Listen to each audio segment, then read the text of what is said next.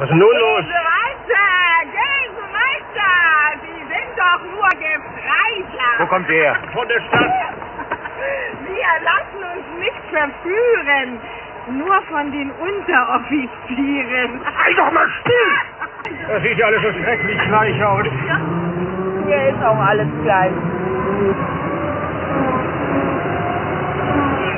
Dann musst du Englisch lernen, mein Schatz. Meine Güte! Ich bringe auch noch mein Date mit.